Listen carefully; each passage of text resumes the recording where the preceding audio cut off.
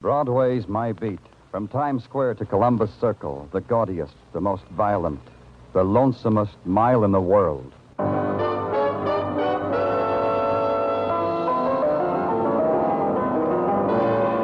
Broadway's My Beat, with Larry Thor as Detective Danny Clover.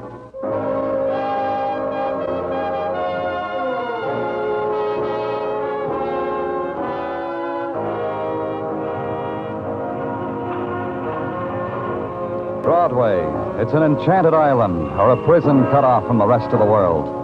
It all depends upon the mood you're in. The sudden sounds that dart from doorways, call them fury, or make yourself believe they're promises dimly heard. Or con yourself that the stare that just trailed by you had nothing to do with hunger. You can kid yourself on Broadway because that's what it's here for. It's Broadway, my beat.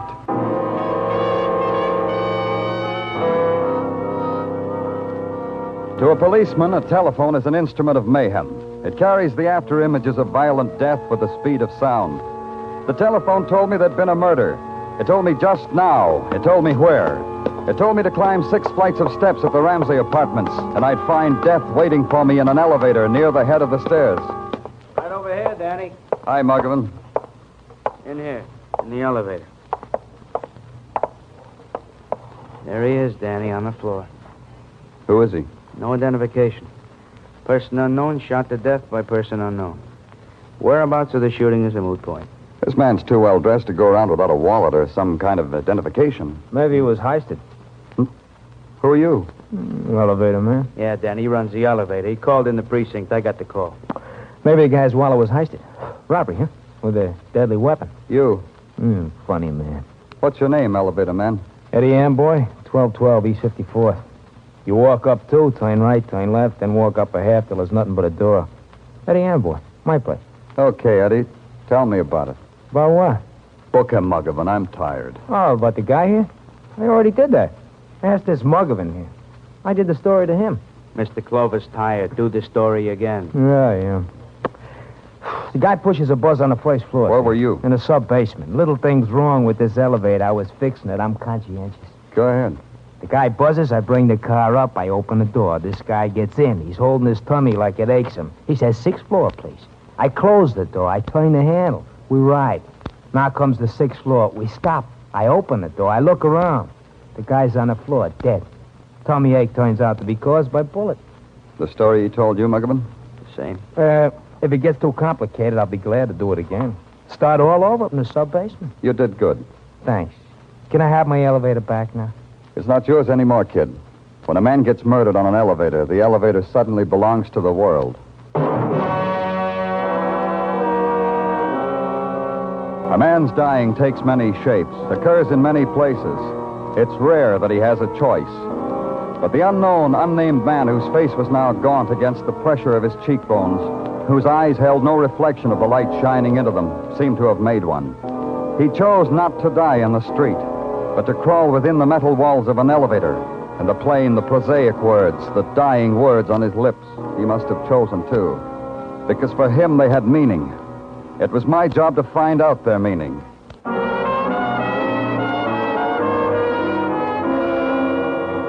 At headquarters, we put tracers out on the murdered man. Who was he?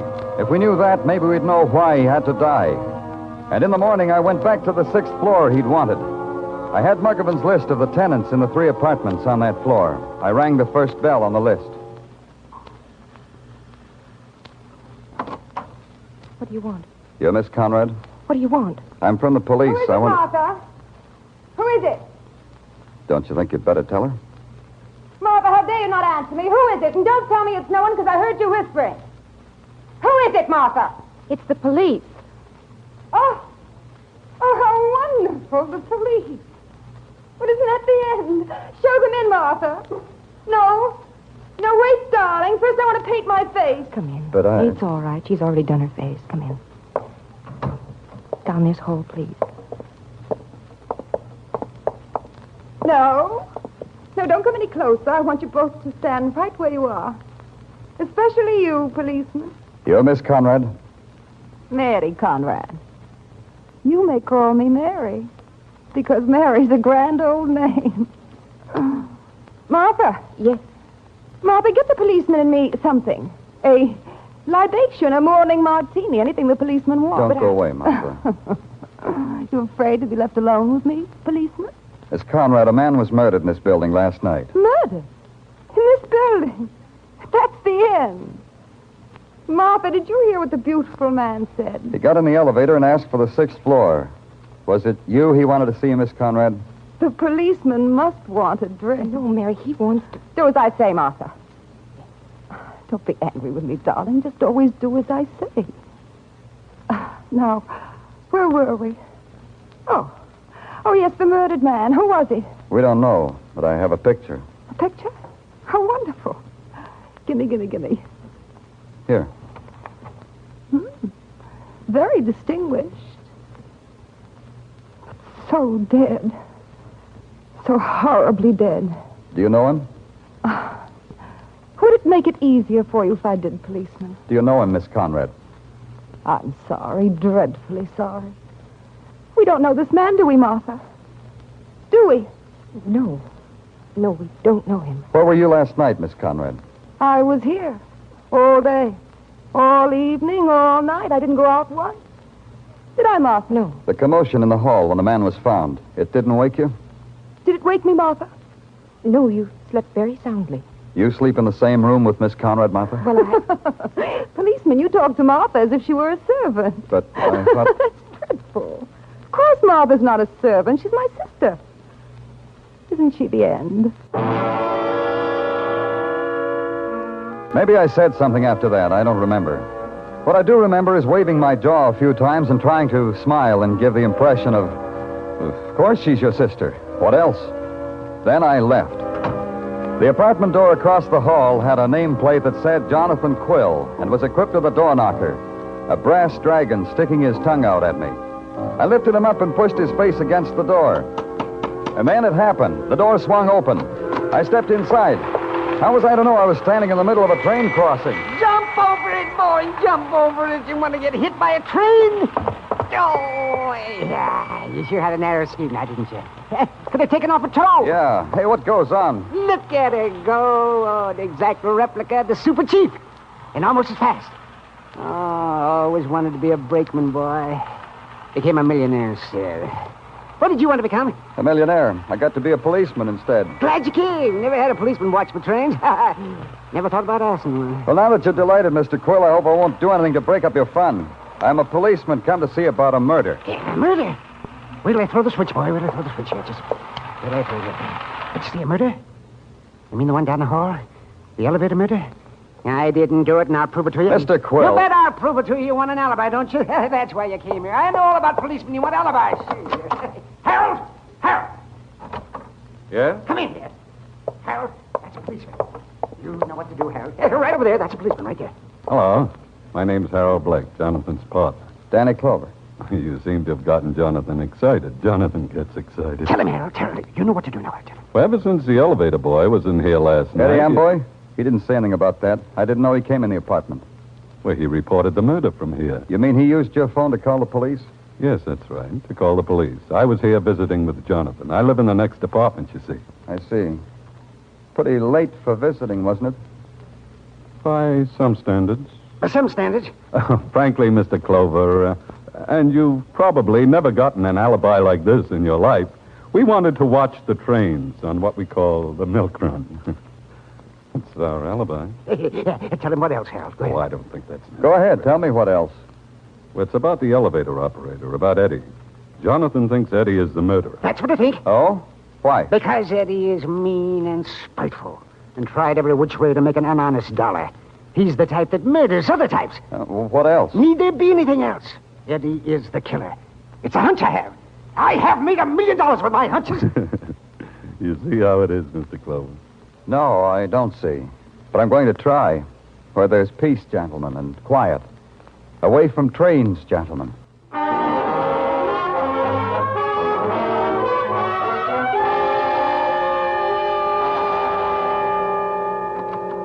Hey, Danny, you in the mood for heap big powwow? Huh?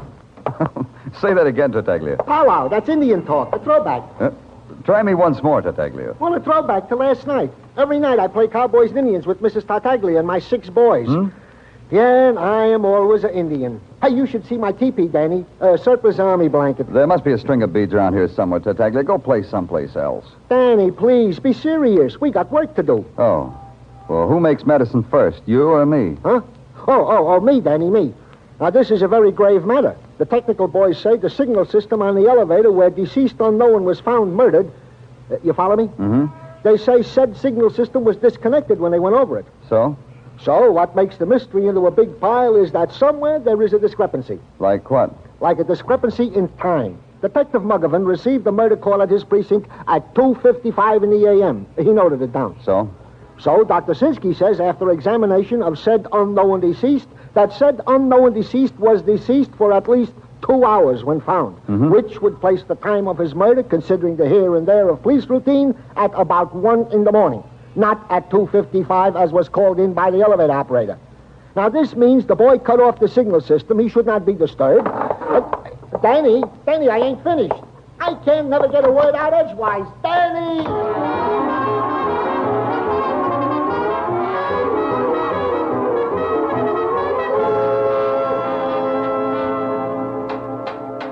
The doorman told me I'd find you here, Eddie. Oh, it's the hard detective, huh? Where else would you find this elevator boy, Bloodhound? I'll answer that. In the sub-basement, fixing this stinking elevator. Last night, Eddie. Did you have to fix the elevator before you called the police? That's a very interesting question, because I can't figure out what it means. Very mystical. I'll explain it to you, elevator boy. Now, go back, Bloodhound.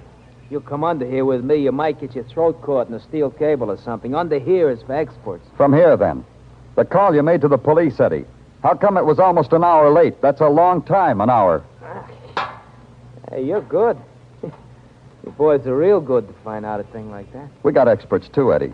So maybe you better put your elevator away someplace and come out here and talk to me. Expert to expert. Yeah, I'll do that. One more tap in its tummy. Hey, who's that? Eddie, get out! Get out! I can't! My foot is caught! Help! Oh! No.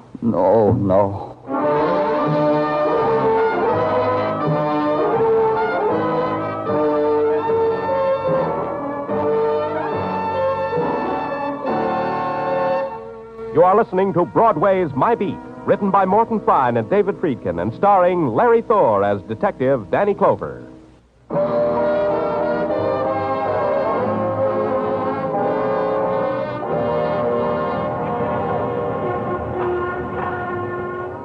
Broadway is a place that mourns the dead only in passing. The cold whisper of death winds its way through the neon chasm, and Broadway notes it, shudders, and huddles in on itself. To the murder of an anonymous man in an elevator, to the crushing out of another man's life by that same elevator, Broadway reacted true to form. It read the headlines, shrugged, and flipped them neatly into the nearest trash can. But at headquarters, it isn't that easy. Even Sergeant Tartaglia didn't think so. It ain't easy, Danny. 20 years into business, and, well, it still ain't easy. What isn't, Tartaglia? To be in a business where the product is dead bodies, where the clients are murderers. I've often commented thusly to Mrs. Tartaglia. Does she comfort you then, Tartaglia? Like an angel. She goes to the mix master, beats up a recipe, and presents me with a confection. I happen to have one here now, Danny. Homemade halva. Here, have a piece. Go on. Thanks.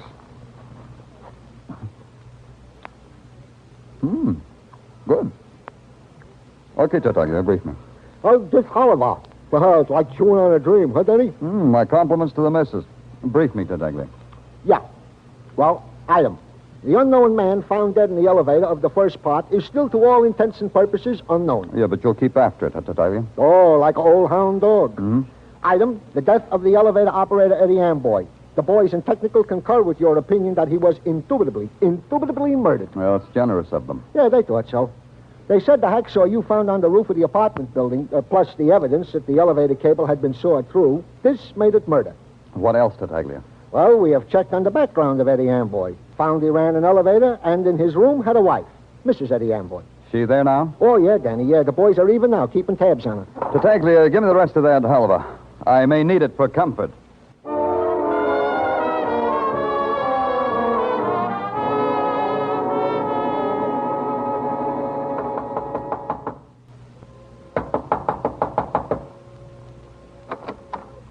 Yeah? Mrs. Amboy? Who are you? I'm from the police, Danny Clover. Well, May I come in? you're from the police. You want to see me about what? About Eddie, about your husband. He's dead. You're late. You should have come months ago. Eddie's dead. Last night he got married to an elevator. Eddie was murdered, Mrs. Amboy. You'd want to take the trouble. Oh, come on in. Sit over there if you want to. Thanks. You said I should have come months ago. Why? Could have arrested him. Could have had him sentenced for every little petty crime he committed. I added it up one night. Come to 157 years. That way, huh? This way, Mr. Clover. I could have visited him in jail, brought him pineapple upside-down cake. He liked pineapple upside-down cake. It's a dream I had. To watch him eating pineapple upside-down cake behind bars. You sound bitter enough to want to kill him. And wreck that dream I told you about? Myself? That was Eddie's department. You were around when Eddie was killed? Still doubt me, Mr. Clover. Don't doubt me. I've been on vacation, mister.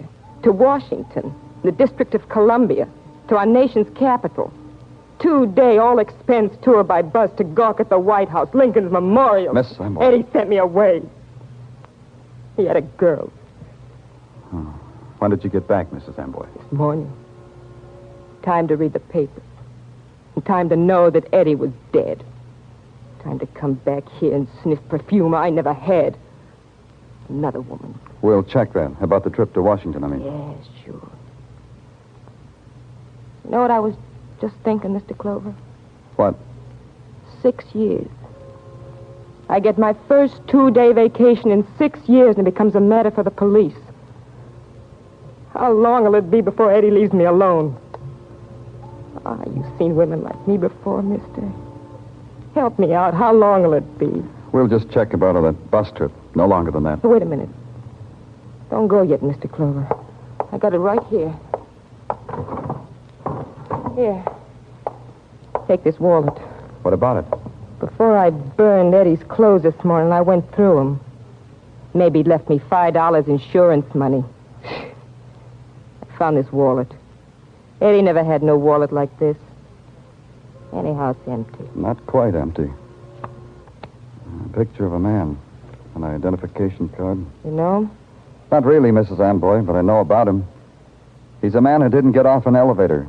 He tried, but he didn't make it. Mrs. Amboy's eyes glittered through the shadows of the room filled with shadows. And all that was in them was the hard crust of a hatred finally resolved. It was not only Eddie's clothes she had burned, but his touch, his gaze on her, the whispered night words. There was nothing more I could ask her about Eddie that she would answer. So I got out.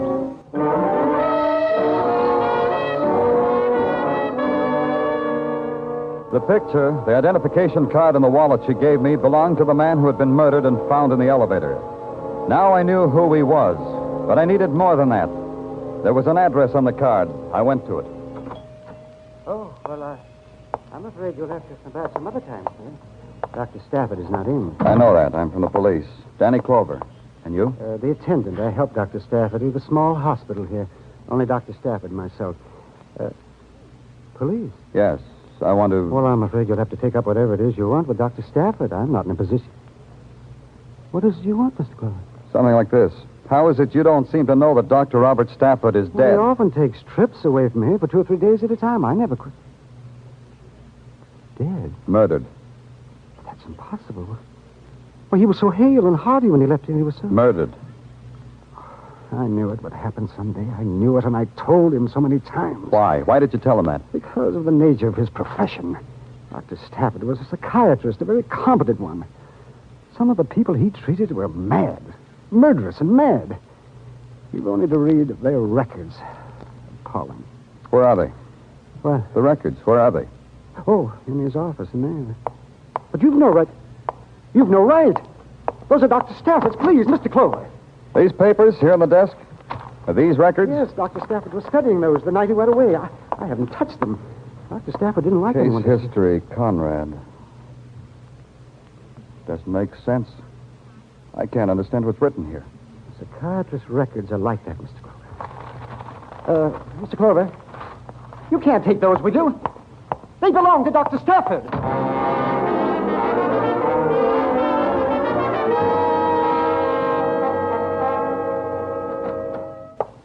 Welcome, Danny. Welcome to the office that Freud built with the taxpayers' money, Danny. Dr. French, how are you? All right, Danny, all right. Now, what brings you to the city psychiatrist? Problem? A problem. Off the record? On it, Doctor. I've got a file here. It's filled with words and parts of words that I don't understand. A file about a sick woman. Illness requires a special language, Danny. Let me take a look. Here. Anything, Doctor? Gently, Danny, gently. This is quite a history. Sum it up for me, Doctor. Tell me so I can understand. Can the lay mind understand insanity? For the woman named Conrad, it says here that she's insane. How insane? The insanity of the headlines, Danny. The sensational insanity. The woman named Conrad is a homicidal maniac. Yeah. This woman needs attention. According to these notes, she was going to be committed. I know, but which one? I don't understand. Which one, Doctor? Which Conrad? Martha or Mary? Which is a homicidal maniac? Which?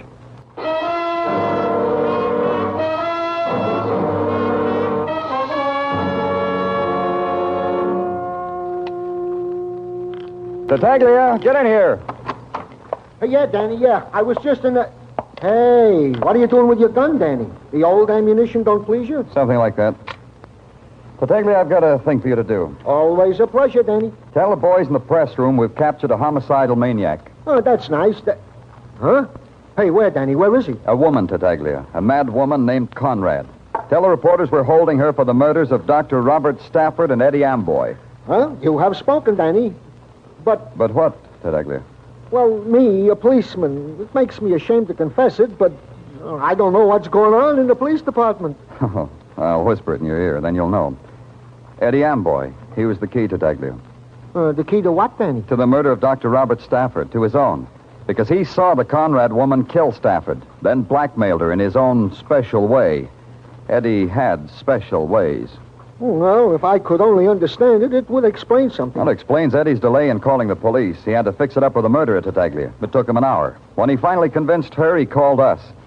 He didn't know he was playing games with a mad woman. Oh, and this Conrad was the woman who sawed through the cable and thereby dropped an elevator on him? Yeah. Hey, but wait a minute, Danny. There are two Conrads, Mary and Martha. Now, don't play hard with my emotions, Danny. Which one was it, Mary or Martha? How would I know? Another thing, Tartaglia. One of the Conrad sisters is in her apartment now. I checked. Tell Muggerman not to let the other sister get to her. Under no circumstances is one sister to contact the other. You got that? Got it, Danny. Yeah, one more thing. If anyone wants me, anyone, they can reach me at home. Is it all clear now, Tartaglia?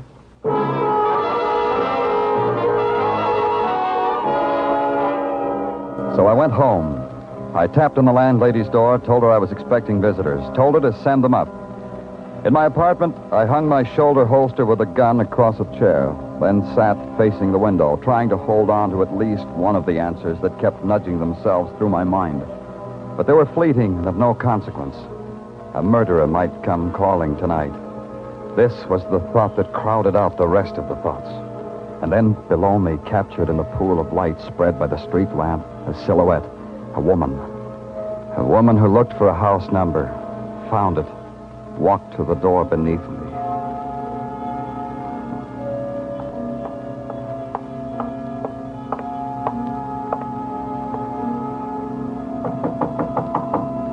Found me.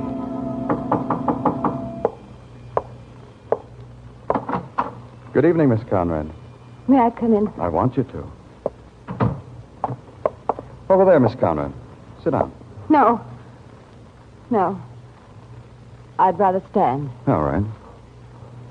Why did you come here? What have you done with her, Mr. Clover? What have you done with my sister Martha? You've seen the newspapers. The police have her. She'll see the psychiatrist in the morning. You know that, Miss Conrad. You know she needs medical attention. I know that. But you'll put her away. You'll put her away like an animal. She'll die in a cage. My sister. Your sister murdered two men. Yes. Yes. Why didn't you come to the police? You knew she murdered Dr. Stafford, knew about Eddie Amboy. She'll die in a cage. Crawling in a cage. Come in. Martha. Martha, what are you doing here? I don't understand. That policeman, he said... The papers They said... were holding you, Mary. I thought they'd finally caught you. Finally. Oh, Mary. Mary. It's a trick. It's a trick. Let's run. Let's get out of here. No more running. Come on. No more. You're sick. Let's go. You're sick, Mary. Huh? Don't you know that? Huh? I tried to help, but these men, this killing. Oh, Mary. Don't touch me. You've turned on me. Now he knows. Now he knows, and you... I'll kill you both. Mary, put down that gun. I'll kill you. Kill you.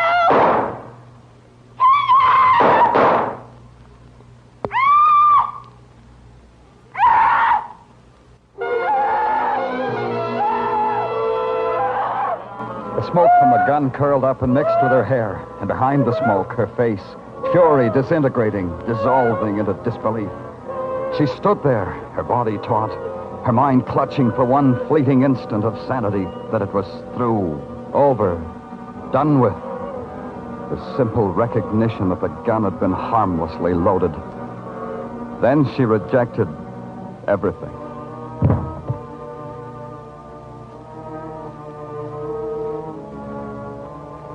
A little while later, some men came. Men who knew about these things. They picked her up and carried her away.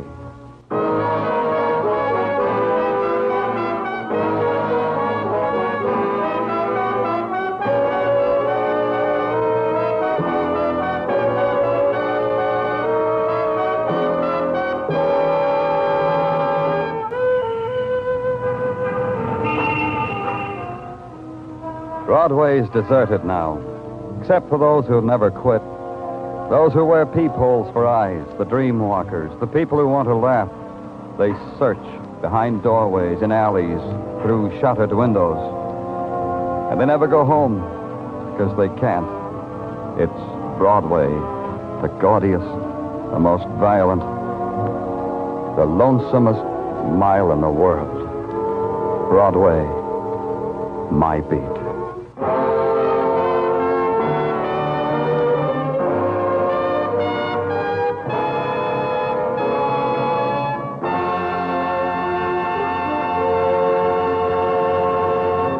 Broadway's My Beat stars Larry Thor as Detective Danny Clover with Charles Calvert as Tartaglia. The program was produced and directed by Elliott Lewis. The musical score was composed and conducted by Alexander Courage.